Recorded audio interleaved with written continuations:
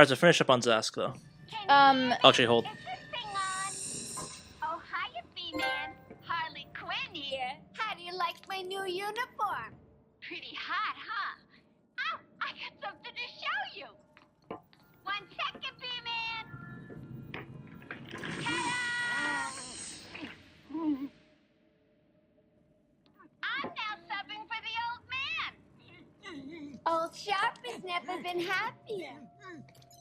In case you ain't figured it out, today is the Joker's big homecoming, and you're the guest of honor. You have 1 chance to surrender, Quinn. Tempting, Bats, but no dice. Now the inmates are running the asylum. Well, technically, the Joker's goons shipped in from Blackgate, but you get the idea. Bye-bye for now. Batman, you picking this up? Oracle, I'm here. Arkham Asylum just vanished off the network. He's in control of the security system. He's probably isolated it from the grid. That's not all he's done. All police feeds are reporting he's placed bombs all over Gotham. Says he'll detonate them if anyone sets foot on Arkham Island. It's being suppressed at the moment, but the story will break any time now. He's lying. It's just a diversion to keep people away. How do you know? I know him. I was missing those are the mutilation marks you were talking Those are about. the mutilation marks. So the interesting thing about Zaz, though, So Zaz or Zask? Trapped in this chamber. I'm not the good person to do this because I thought that Hermione's name was Hermione for 2 years. Fair enough. But Zaz, the interesting thing about Zaz is his origin story because he is not at all tied to Batman at all. He gambled away his savings at the Iceberg Lounge. Penguin, threatens him and tells him he's got to find this money. And then he gets kicked out. And he gets into a fight with a homeless guy. The homeless guy pulls a knife on him. And he kills the homeless guy. And in that moment, he realizes that he loves killing and life is meaningless. That's his origin story. And of course, after he kills this homeless guy, he switches to the much more lurid murder, which is very attractive young girls in the... Oh no, people are dying! Ooh, rude, Joker. Joker toxin. Listen, the room is full of poison gas. Anyone caught in there is dead. Are you gonna get in there and help them, Batman? He wants you to get in there and help him, Batman. Grapple! But Zaz's main plotline that I always remember is that he takes over an all-girls boarding school in the early 90s. Joker's been planning this. He takes over this all-girls boarding school and, kills some cops and generally threatens all these adorable girls in schoolgirl outfits. Hold on a little longer, Steve. I can't. I'm gonna fall. Help the guy! Help him! He needs help! I'm going after the animal who did this. Batman, the extraction system. Steve was trying to get to the control panel at the end of the room. Oh, death. Can't believe he left me here. Son of a... Oh, great. All I need, Batman. Help everybody. For good measure. But the thing about Zaz is he does feel a little bit contrived because you've seen this creepy character before, Sure. There's the extractor control point. A well-aimed batarang should power it up. Yay. Bye-bye, Joker Toxin. Alright, so Zask. Yeah, I mean, I think that all of your instincts are correct. He feels like a video game villain because he kind of has one creepy gimmick.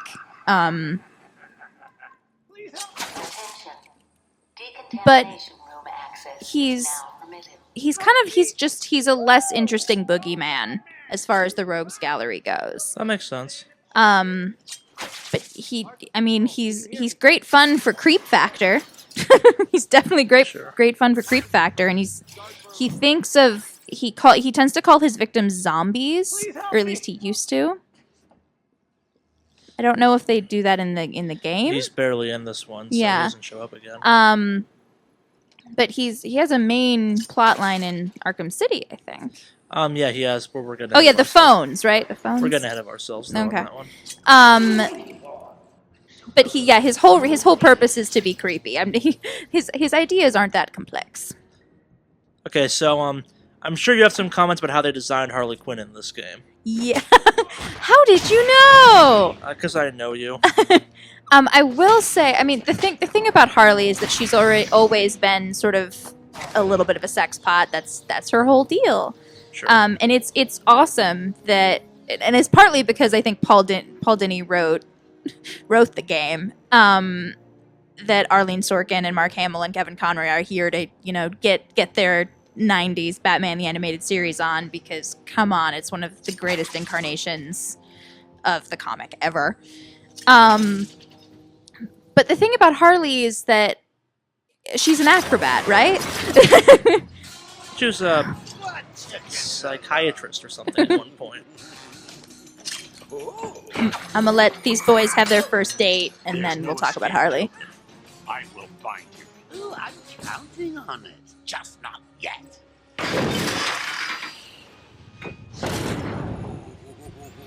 He's a big one.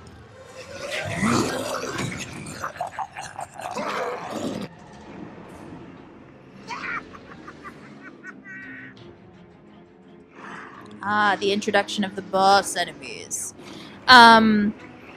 So Harley was I think she started out as she's a psychiatrist. She is a grown-ass, intelligent woman with a degree, who is seduced by the Joker, and basically becomes his disciple. I can't think of a better word than disciple, because it's not. They end up doing the actual seduction later in these video games, I believe. But because the thing about Harley is that she originally is just interested in villains. She's interested in how somebody could be that psychotic. But she has a background in gymnastics. My favorite thing is that she is one of the very recent creations within the Bat universe that has become sort of an integral part. Well,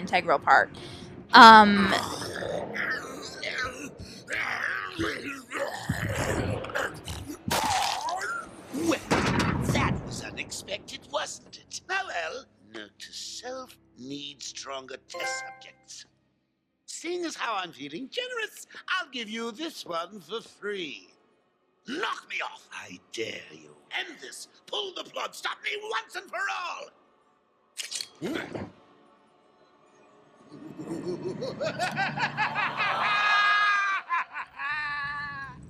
Oh, you're getting too predictable, Bats. Well, I'd love to stay and chat, but I have a party to organize. I've got guests flying in from all over Arkham. You'll see. So before we go back to Harley, that's obviously a reference to Batman's inability to kill and other things like Killing Joke, where he has every reason to kill him. This entire train of events could be derailed if he would just kill the Joker. Yeah, and but obviously he doesn't.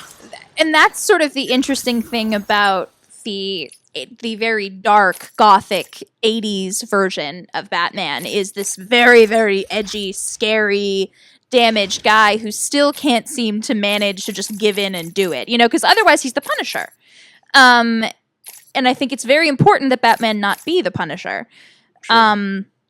Fun fact, Batman used to casually drop people off roofs all the time. In fact, he was sort of the edgy noir superhero compared with Superman's blue and red American justice situation. But yeah, the whole thing with Batman is... It came out of nowhere. Whoop. I dragged Jerry in here. Powered up the gate. Must have passed out. Joker went through that door. What's on the other side? We call it extreme isolation. Only way in is via the transport system. Open it. Not a problem. I'll just need to call another cell. So while we're getting guards to do things for What's us, wrong here? The security loop is locked. Joker is cynicism made flesh, right? Joker. You're expecting maybe Two-Face? There's no escape, Joker. Silly bat! I don't want to escape. I'm having way too much fun. I even have you here to keep a smile on my face. Not for long. Really? We'll see. Ta-ta! Oh, I forgot to say. Just in case you were planning on following me, I've arranged a little insurance. Gordon is on his way to Harley as we speak. Officer Bowles. If I see you trying to follow me, he dies. Harley's looking forward to it. Maybe I'll film it and post it on the internet. We would. He would. Transport We system's would. down.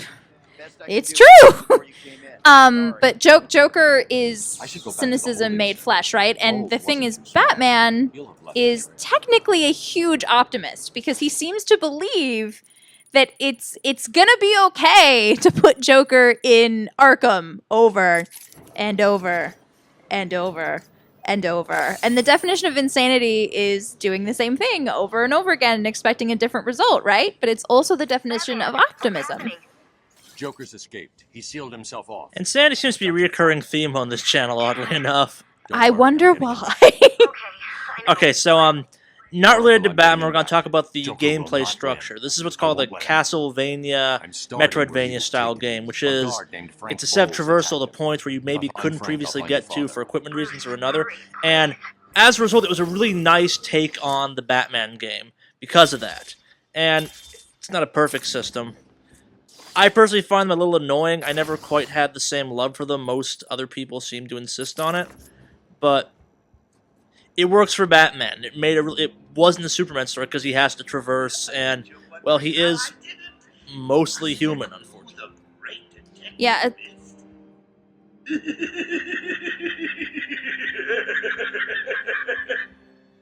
Oh, me and Frankie go way back. I got him out of a spot of bother a few years ago. So when I need security codes or an old man to be clubbed to the ground, I know just the man to ask. that's always lovely. I love the idea of like happy, helpful Joker getting this guy into his pocket. That's always my favorite thing. Is weirdly functional Joker.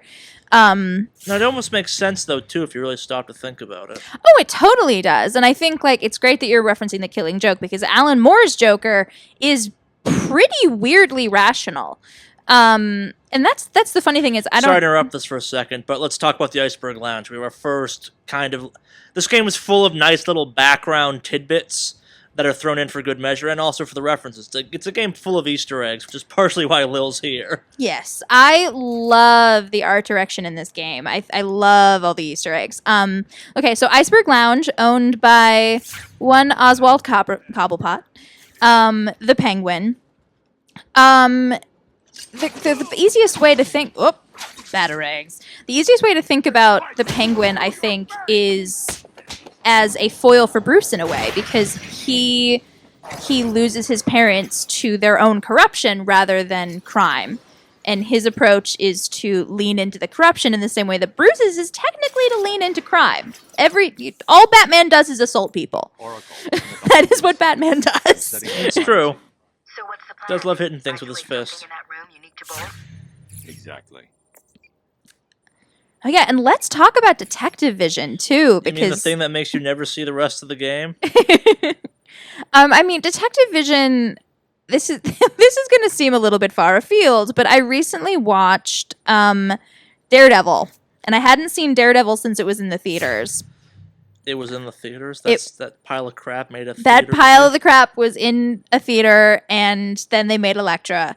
But the weird thing about the way that they do Matt Murdock's sort of super sense vision reminds me a little bit of detective vision. And I'm not saying that it's even influenced by it. It's just an interesting idea to me.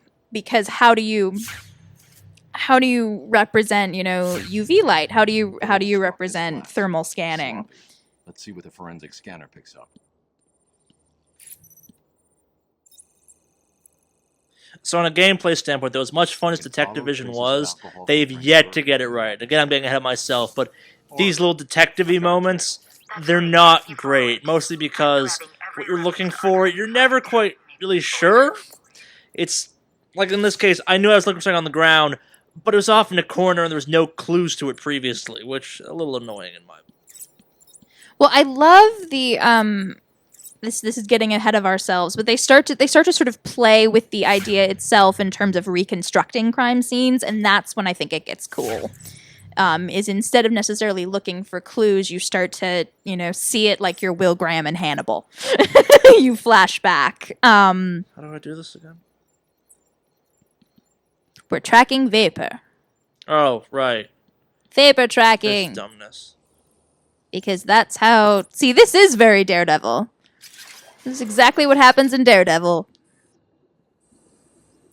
I'm saying that Arkham Asylum might be kind of like Daredevil, guys. I'm sorry. Detective mode is. So, talking about... God, we have a bunch of things that we have to talk about. I will finish up with Harley real quick first, because the thing about Harley... We'll have more on her later, too. Don't have to cover all of her right now. Yeah, then let's talk about Oracle real fast. So Oracle is Babs Gordon, and Barbara, I should say. Babs and I are besties. Barbara used to be Batgirl. She's a really cool Batgirl. Has there actually been a Batgirl post her? Yeah, tons. Okay. Cass Kane, Steph Brown. Did they all die horribly? Steph Brown did. What happened to her? Plot happened to her. It was really stupid, and there was a big political issue. And Mr. J doesn't want you following us just yet.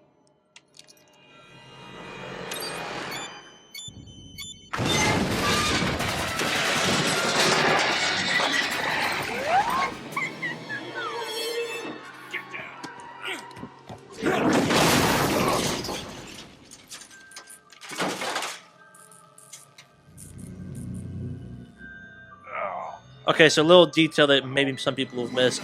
The bat suit, as the game progresses, gets significantly more and more damage. And we have our first little tear in it. The cape by the end of the game gets so frayed it becomes implausibly usable. Gordon Which was taken up to the surface in the elevator. is something that I find highly funny. We need to do this the old-fashioned way. Well, it does make me wonder. The concept of the cape stun, which I do love as a mechanic, does make me ask what material the cape is made out of that you can stun somebody with it. Sure. But of course it's not bulletproof.